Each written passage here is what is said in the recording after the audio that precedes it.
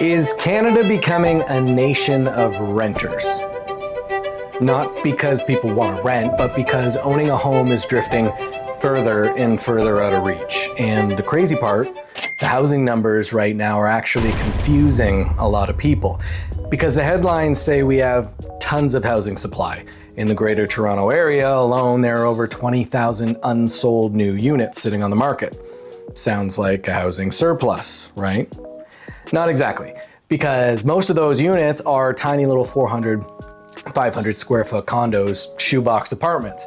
Great for investors maybe, but not exactly where most families want to raise kids. So while the market looks full, the homes people actually want, detached homes, townhomes, family-sized spaces, are all still incredibly scarce. If you think housing supply needs to start focusing on ownership again, hit the like button. If you like real estate breakdowns where we actually say the quiet parts out loud, please like and subscribe down below. It really helps get our voices out there. Now, Canada built about 259,000 homes last year, but experts say we need over 400,000 homes every year just to keep up with population growth. So even in a slower market, we're still falling behind. And when sales slow down, like they are now, builders stop building.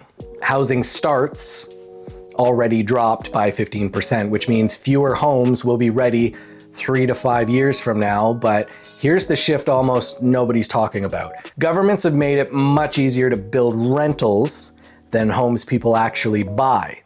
Rental buildings get major incentives, tax rebates, special financing, lower risk. Meanwhile, building homes for ownership gets hammered with things like development charges and years of approvals. So guess what builders are doing?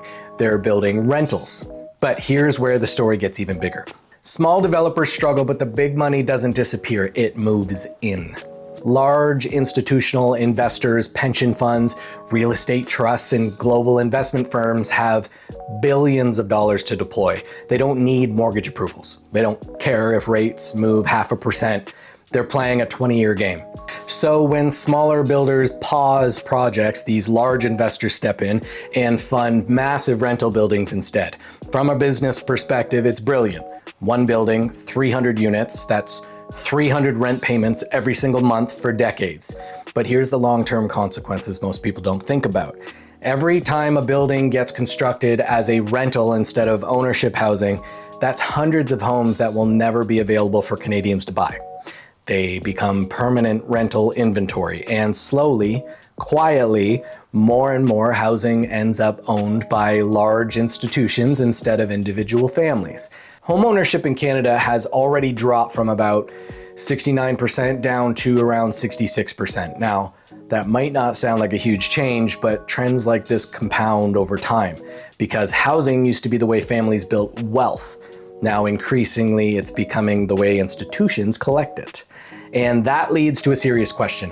If we keep building rental towers, if big investors keep owning larger shares of housing, and if family homes keep getting harder to build, are we slowly turning into a country where renting is default and owning becomes the exception?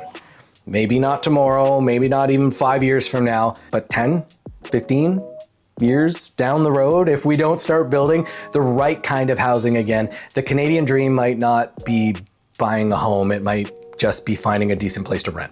And that's a very different future than the ones most Canadians grew up expecting. Now, I'm curious what you think. Do you think the next generation will still be able to buy homes in Canada? Or are we heading towards a nation of renters? Let me know down in the comments, and if you want more honest breakdowns, real estate insights, subscribe to the channel. We're gonna try to post these at least once a week.